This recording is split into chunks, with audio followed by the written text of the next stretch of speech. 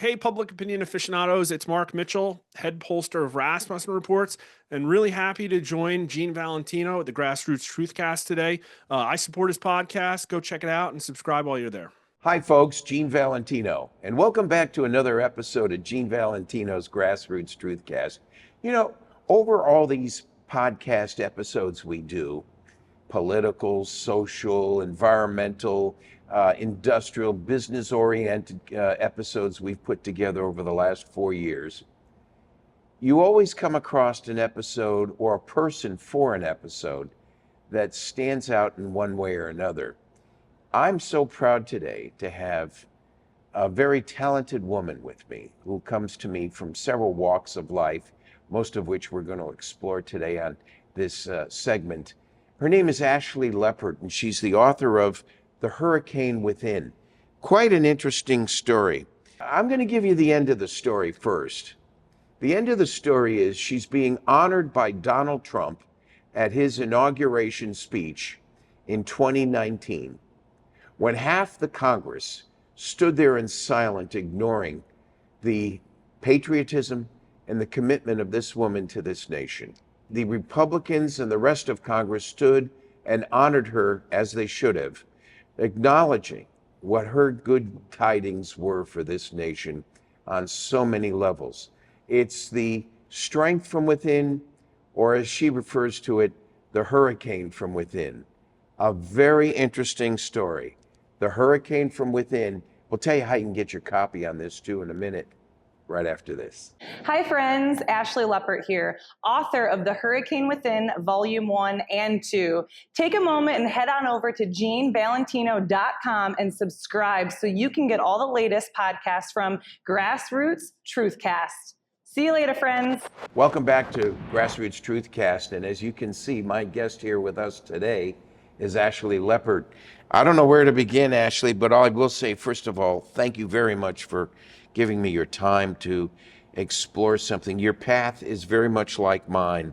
Had to deal in life with certain trials and tribulations, and these trials and tribulations is what made us what we are today.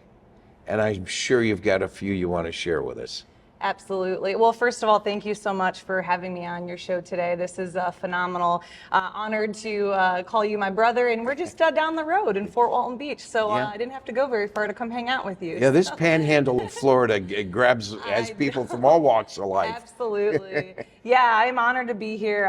As you mentioned earlier, I was honored at President Trump's very first State of the Union address in 2018, and I was very lucky and blessed to be able to represent all of Coast Guard Aviation for our works and efforts during Hurricane Harvey in 2017. My crews and I, we did a lot of crazy hurricane rescues, most of which I speak about in my book, The Hurricane Within.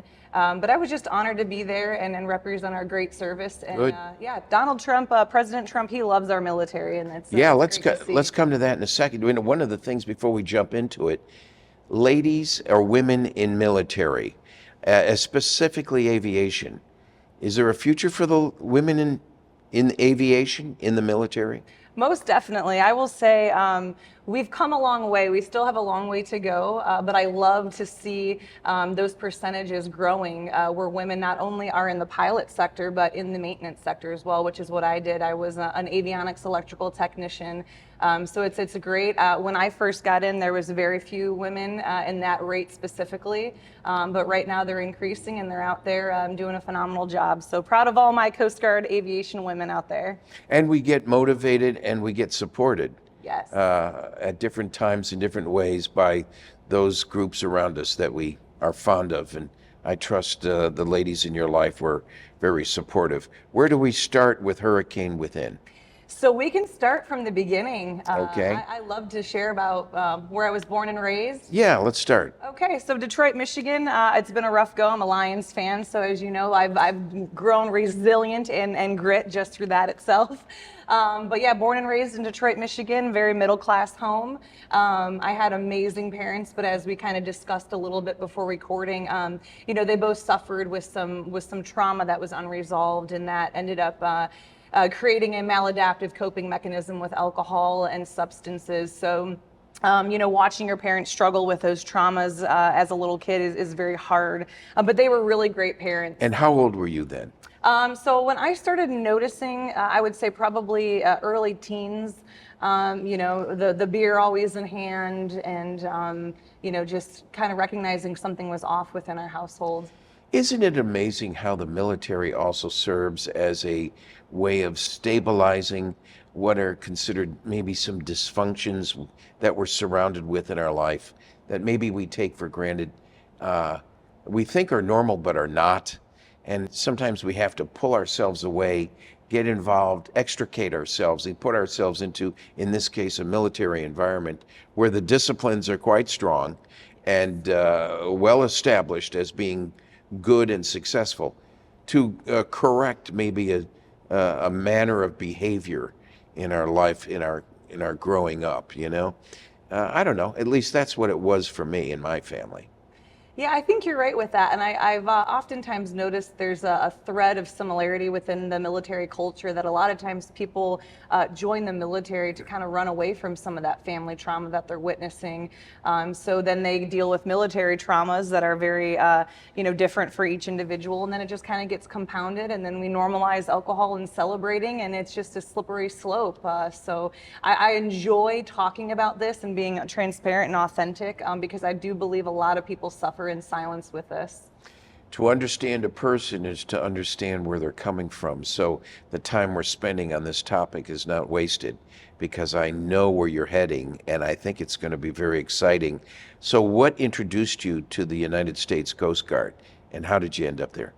Multiple reasons. So first and foremost, I was on the swim team. I loved the water. I loved swimming. So that was kind of just an innate joy that I had even from a youth.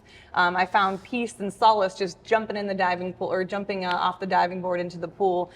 So the love of water, coupled with the fact that I had a friend just after he graduated high school. He was 1 year older than me, and he would call me all the time saying, "I'm flying around the beaches of Florida. I'm saving lives." I mean, how exciting, right?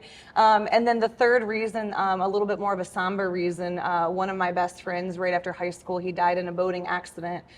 He was airlifted in a helicopter, and I remember just being so enamored with the fact that these heroes, flew in and tried rescuing my best friend. So I wanted to be like that. I wanted to be able to save others.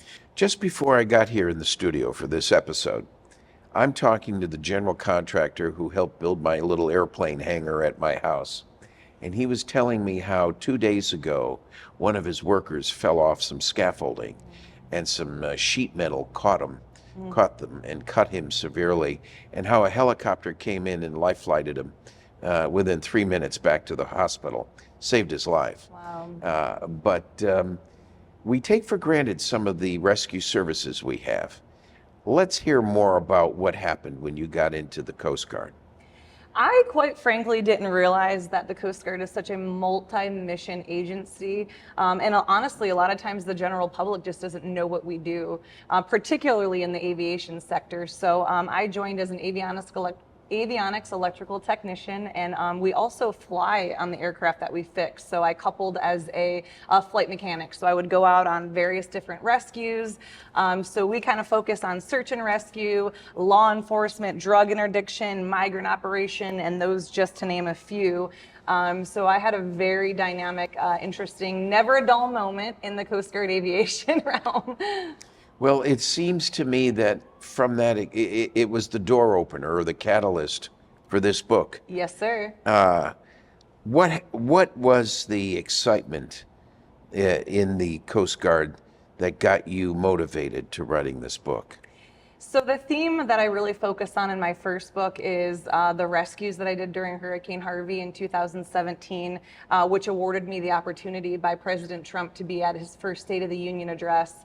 But quite frankly, I didn't start off writing my book with the intention to write a book and publish it. I was in a healing process after after the hurricane rescues, when I was grounded and I couldn't fly anymore. I really was on a mission to heal and to grow from my trauma, because I had watched my parents, remember, not really face any of their trauma. And I said, you know what? I don't want that to happen to me. Was that so? So the Coast Guard, in a funny sort of way, became the curative pill Yes. that helped you adapt or accept Yes. the issues of your past. But look what happened. From what I'm beginning to understand about your book, it also became the springboard for a wellness that came over you, not a pain. Yes, there was pain in the beginning, but there was some wellness that kicked in that must have just turned you around. Describe what happened during some of these rescues on Hurricane Harvey. Well, there's quite a few rescues that really stick out to me. One particularly when I was hanging out of the helicopter, working the hoist and bringing my rescue swimmer back in the helicopter, my body sort of shut down. All of these symptoms that I had been feeling prior to Hurricane Harvey kind of came to a head, and my body shut down, and I was really scared in that moment as Your mind shut down. Yes, my mind shut down, and I literally was at a point where I was like, I don't know if I can physically bring these people into the helicopter, just because what I was diagnosed with was a neurological and muscular issue. Oh, really? Which truthfully I believe stemmed from unresolved trauma. So what was the experience like specifically during Hurricane Harvey? We're talking 2019, right? 2017. 2017. Yes. What happened? Explain what led up to the mission on in and around Hurricane Harvey. Yeah, so just to paint a picture for our listeners, so there was a hurricane brewing in the Gulf of Mexico in 2017. We were all very acutely aware of how disastrous this was going to be, but we all train in the Coast Guard aviation realm, and we train very well. So when we got the call, I was in New Orleans at the time, and I got the call that we were headed out because the hurricane just hit the coast, and it was a lot more devastating. I remember that. Yeah. Yes, sir. So I mean, imagine I'm in the smallest helicopter possible, literally flying into the hurricane. So imagine extreme gusts of wind, rain. We were battling the elements, low visibility, but we trusted our instincts because we had trained so many hours that we felt confident to go in and do the mission. So my understanding, your role was more to advise the pilots on situational awareness and the condition of the weather and proximity to other buildings and structures and maybe other aircraft. Correct, yeah. So my head's on a swivel constantly. I'm keeping the pilots in line with the airspeed and altitude that they tell me they're going to fly at. I'm a visual aid, so I help look for, power lines, towers, anything that they might miss. And I also do cabin management, so I work the hoist, I lower the rescue swimmer down, make sure people are, when we're in a hover, it's the most dangerous time, to keep the pilots in a good hovering position, a good altitude, and we're in the middle of trees, houses, so just very dynamic. You have to be accurate, bold, and concise with your communication with the pilot, and just create smooth evolutions to save lives. I'm still waiting for that triggering event. So what happened during the hurricane that really got you triggered? It was honestly one of the most devastating moments. It was very apocalyptic is the best way for me to describe it. And the turning point was, as I alluded to earlier, as I was hanging out of the helicopter doing one of my very last hoists, my mind and my body, everything sort of shut down. And now I know through my healing process, it was built on trauma, unresolved, dealing with my bodily symptoms that were happening. So in that moment, as I, witnessed what was taking place, I realized that I needed to really take a step back and focus on healing and the underlying issues. Was it a spiritual awakening at that point? That's where it all started. I had always been a woman of faith when I was little, but just like maybe most of your listeners, when we deal with trauma and pain, we kind of maybe look to God as the reason why we're having this, like, how could a loving God allow these things to happen to me? And so it really put a pivot point for me to go and really define God in my life and reestablish that relationship with Him that I had so far run from in my pain and traumas. But this was a turning point for me to take a moment and really search for God in my life again. There was something I read somewhere that talked about your partner, someone working with you in the crew, was down below. I think it was one of the rescue divers who actually goes down the hoist. Yes. And there's a weight and balance, there's a load issue of how much he's bringing up for you to take up into the aircraft. And amidst all the blowing, wind-driven rains and being thrashed around, you couldn't understand why he was loading in so many different things into the cradle when there was a limitation. You want to explain more about that? I would love to. The rescue specifically that you're talking about was we had just completed a hoist where there was about 10 people already in the cabin. So we have one more hoist left, and I lower the basket down. And I see my rescue swimmer down there, and he's loading all of these, what I thought to be bags of clothes in with this woman. And I'm thinking to myself, why is he allowing this woman to bring her whole closet with her when we're short on space and weight? But I trusted my rescue swimmer, and as in aviation, that's what we have to do. We have to trust our team. And so he puts the last bundle in. I bring this woman up into the cabin. I slide her in. We had just enough time for me to disconnect the hook, pick up my rescue swimmer, and head out. And as we're heading out, I happen to look in the basket, and I'm unfolding these bundles, and it happened to be 4 little babies that were in this basket with her. And it was a very profound moment where I realized the impact of what we were doing. We all realize things in different ways at different times, and there's a power much greater than me that seems to know when to pull the switch or trigger the light to go on. And in your case, I'm sure that was a very provocative moment. Folks, we're talking with Ashley Leppert. She's a U.S. Coast Guard Air Medal recipient and was honored by Donald Trump at his inauguration, right? No, his State of the Union message before Congress just in 2019. And we're going to talk more with Ashley right after this. Hi friends, Ashley Leppert here, author of The Hurricane Within, Volume 1 and 2. Take a moment and head on over to jeanvalentino.com and subscribe so you can get all the latest podcasts from Grassroots Truthcast. See you later, friends. Welcome back to Grassroots Truthcast. Gene Valentino here with Ashley Leppert, author of The Hurricane from Within, Hurricane Harvey through the eyes of a Coast Guard flight mechanic. That's Ashley. Her story of perseverance, resilience, and trusting in God's plan. Okay, what was God's plan? Well, it's still unfolding, Gene. It's still unfolding. But, I'm honored to be here. Thank you again for having me. You're welcome. God has been doing so much in my life, and it's pretty incredible to see. Well, where has the book taken you, and what else are you doing? So I oftentimes joke I'm just a helicopter mechanic by trade, but God has been pivoting me to other avenues, and I'm just so blessed. So from the State of the Union, I felt on my heart to put my stories from the hurricane and some things that I've gone through in my life in a book. So I wrote The Hurricane Within, Volume 1. And since then, I have been blessed to share my story on various platforms. So I'm an inspirational speaker, share about some things that I overcame, and which led to my second book, The Hurricane Within, Volume 2, Beyond the Storm. Is that out yet? Yep, that's just launched on Veterans Day this year. Hey, Yay. okay. Very good. And let's take a moment and indicate to the audience where we can get these books. Hurricane Within first. Hurricane Within 1 and 2 are both on Amazon. They're live, hard copy, paper book, and ebook. I am also autographing, personalizing them for anybody interested through my website, ashleyleppert.com. Thank you, by the way. Yes, I appreciate sir. that.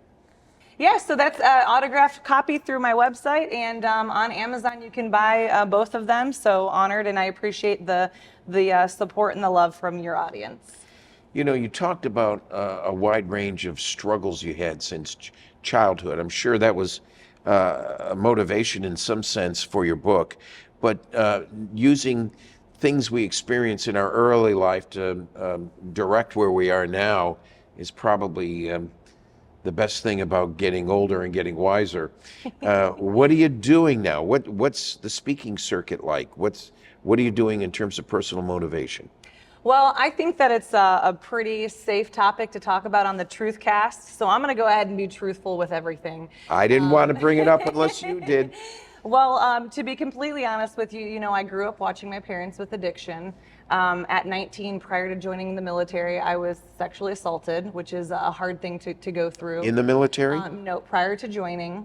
And then, my hurricane experiences, although we saved a lot of people, it was pretty traumatic, seeing all that devastation out there. And then my autoimmune condition. So I say these things because I want to, honor my life story and the things that happened, but also there's purpose through the pain, right? And that's where I'm at in life. There's purpose for me to be transparent, to share what I've gone through, because a lot of times there's people out in the world that are dealing with this stuff in silence, and you can heal, you can find healing, and I'm a testament of that. Since you brought it up, have they found the person who sexually abused you? I know who it is. I haven't done any reporting on that or anything, but yeah, I've forgiven him and I've made peace with that, and I know that God is the God of justice, and so I trust that. That's very honorable of you. Not everybody could do that. No. Do you find that maybe sometimes things you're saying or doing are adversely impacted because justice was not found for that person? Well, I think justice will ultimately be found, and maybe just not in this earthly realm, which is fine. That's fine. But I believe that people that go through that circumstance, they do the best that they can with the information that they were given. And this was 2 months before I joined the military. So I was 19, I was scared, I didn't know what to do, and it was easy for me to kind of just stuff that down and focus on my career. So that's not the path that a lot of people take, and that's okay. But just as encouragement to your listeners, some people feel that they want to pursue legal action, and I'm for that, and some people choose not to, and that's what's best for them. So now what's your day like? What are you doing with the books, and your speaking tours? I am just going around and jacking people up with inspiration. That's what I'm doing. Is it working? So it is working, so Well, I hope. It's working with me, I'll tell you that much. So no, I go around speaking on various topics. I talk about my life story, obviously, and give an inspirational testimony. So I go pretty much all over the country and hopefully one day the world, and just share my story and bring hope to the hopeless. If there was ever a time where inspiration was needed, in the wake of everything we've been through since COVID in particular, where people feel destitute, removed, unwilling or unable to find their way, is when inspiration and motivation is needed more than ever. Do you find that in your backyard, or do you have to go out and bang the drum to let them know you're there? In terms of getting speaking events? Or helping those in need. Yeah, you know what the beautiful thing is, and this is why I'm so glad that we serve a God who meets us right in our brokenness, and he's not a faraway God, he's up close and personal, and so I'm very intentional on praying about that, and God always opens the doors. I mean, he's sovereign over it all, and he has providence over it all, so I always try to market on my website, on social media. It's still kind of a work in progress. I don't think anybody ever gets good at that. But I never turn down an opportunity to speak to people, to crowds, to schools, to businesses, anywhere I can, with the hopes of leaving people inspired and sharing a message of ultimate redemption, and that's through God and Jesus Christ.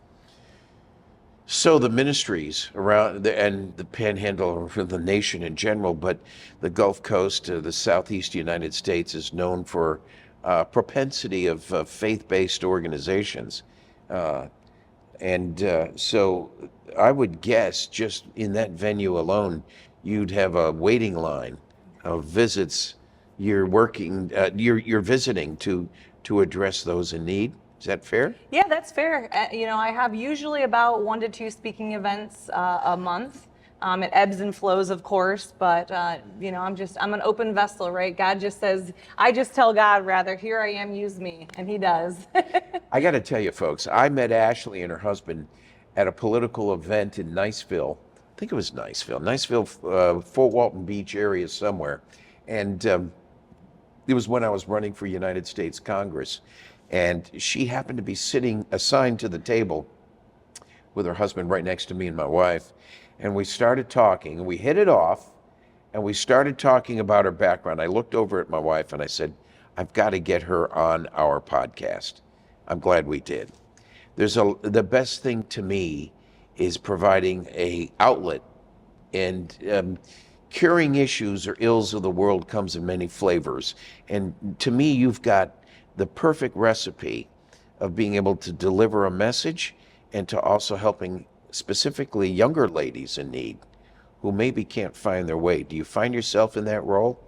I sure do, and it's an honor, and one that I take honestly very seriously. That's why I love the name, Grassroots Truthcast, because the world is desperate for truth. I mean, I believe that any one of us can turn on a news channel or a media outlet, and people are just desperate for truth. And so I appreciate this outlet specifically for me to share my story and to offer the ultimate truth, which, I always say is in Jesus Christ alone. And how do they get to your book? So they can get my book through Amazon, also through my website, ashleyleppert.com. ashleyleppert.com or Amazon. And the second volume will be posted by the time you get there, I'm certain. And I presume there's a contact me button in there somewhere where they can reach you? Yep, absolutely. I have a newsletter where I share about upcoming speaking events. Sometimes I throw some giveaways in there for free books. And I have a link for all my podcasts. So this link for this podcast will be on my website as well. Which means if you're finding me through Ashley, please subscribe on Grassroots Truthcast, GeneValentino.com. We try to, and that's how we actually survive in this crazy business, is through subscribers. Yes. Yeah, and viewers and readers. I'm concerned about, have you heard from Donald Trump? I have not, but you know what? If he's listening, I would love to play 18 holes of golf with him one day. Please don't forget me, President Trump. Can I carry the bags? Yes. I do need a caddy. So A you're caddy? in. I'm the caddy. I'll be happy to do it for you. You don't want to hear about my golf game. But folks, we're talking with Ashley Leppert, and she has proven herself to be a United States Coast Guard Air Medal recipient, and an honorable one at that. She caught the eye of President Donald Trump and had the privilege of being commemorated or acknowledged at the State of the Union message in 2019. And it also tells me when I didn't remember it at first, but if I think back to his State of the Union message, I remember you standing and being honored. And I also remember the TV cameras cutting away where all the Democrats and lefties were sitting down, couldn't give a hoot who you were or what you did. And yet the other half of the general arena of people was on their feet, standing in honor of you and what you did. Failure to defend the rights of other people may someday result in your rights not being defended. Today's your turn to step up, buy Ashley's book, get on board with her, see what you can do to bring her into your community of faith-giving folks, and participate in her speaking engagements so that you can become part of the solution as well as part of and introduce her to the problem so she can provide the solution in many ways, or at least some encouragement, right? That's right. I think many people don't realize that, geez, I thought I had it bad until I saw the guy next to me who was even in worse shape. There's a biblical thing about that says I felt bad. I had no shoes until I saw the guy next to me had no feet. And I think what you're doing falls in line with that. You're doing something very spiritual to me. It's the giving that you're doing for those who cannot help themselves. It comes, I don't know where it comes from in life, but we all get hit with the hammer in different ways. You want to offer any other things that we did not talk about? I would just love to take a moment and thank our military members, our veterans. As you alluded to, they didn't get the recognition that they deserved from a specific party at the State of the Union. But, I believe that our service members, our men and women who are brave, that sign the dotted line to fight for this country is a bipartisan issue and should be celebrated and respected by all people. So I just want to give a huge shout out to our military members, my brothers and sisters, veterans. I just appreciate your service, and I thank you for all of your sacrifice. Petty Officer, Second Class, Ashley Leopard, who's been with us today, talking about her accomplishments before, during, and after her term of service with the United States Coast Guard. Ashley, thank you for being with us today. I think we covered it. They can reach you again, your website? Ashley, A-S-H-L-E-E, Leppert, Leppert.com. And if you miss it somehow, come to genevalentino.com or thegrassrootstruthcast.com, and I'll make sure you're connected with Ashley if you have some event that you'd like her to be at or speaking engagement you'd like her to speak at. Let's get you over to her as soon as possible so you can make those arrangements. Thank you for being with me today. Thank you. The honor is all mine. I appreciate you very much. Thank you so much. I God bless appreciate you. you. God bless you. And thank you as well for another episode of Gene Valentino's Grassroots Truthcast. See you soon. Throughout history, the spirit of patriotism has prevailed. The battles may have changed, but the values remain the same. For more than 10 years, Patriot Mobile has been committed to supporting the values that make our nation great. With affordable plans and reliable nationwide coverage, Patriot Mobile is not just a wireless service. It's a call to action for those who believe in the American dream. Because this year is not just any year, it's the most important year since our nation's founding. Choose a wireless carrier that shares your values. Choose Patriot Mobile. Hi friends, Ashley Leppert here, author of The Hurricane Within, Volume 1 and 2. Take a moment and head on over to genevalentino.com and subscribe so you can get all the latest podcasts from Grassroots Truthcast. See you later, friends.